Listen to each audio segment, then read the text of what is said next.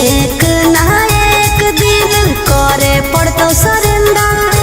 बनो ही जे शेर तोरा बनाए देतो बंदर। 12 बजे चलो बलंदर ओकर बाद मचो हो भंडर। जेकर बारे में बोलो ही हो रहो हमरे अंडर। 12 बजे चलो बलंदर ओकर बाद मचो हो बंदर। जेकर बारे में बोलो ही हो रहो हमरे अंडर।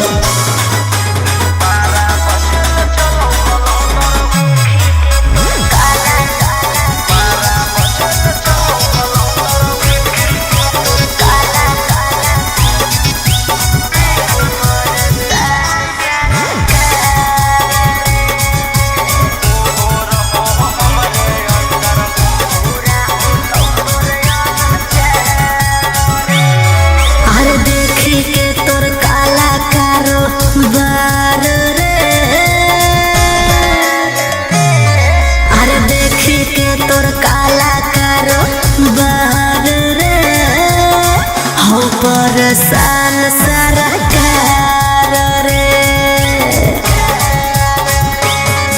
अरे आगे पीछे लेके छोड़ा घूमो ही डिफेंडर।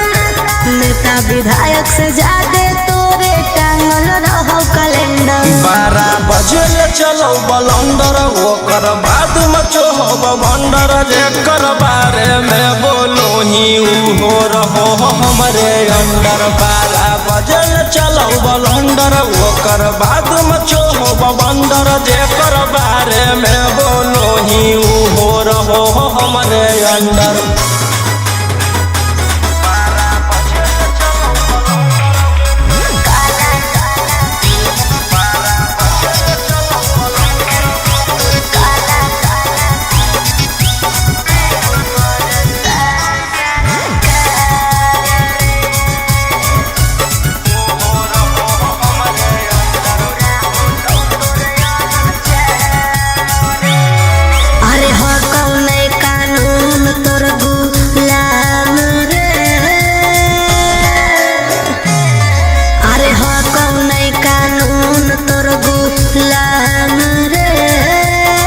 बुरा हो तो तोर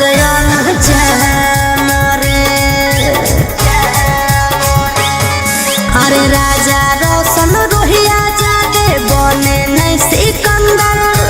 जादे दिन नहीं चले वाला कहू तोर टेंडर। 12 बजे चलो बलंदर ओकर बाद मचो हो भंडर। जेकर बारे में बोलो ही हो रहो हमरे अंडर। 12 बजे चलो बलंदर ओकर बाद मचो हो भंडर। जेकर बारे में बोलो ही हो रहो हमरे अंडर।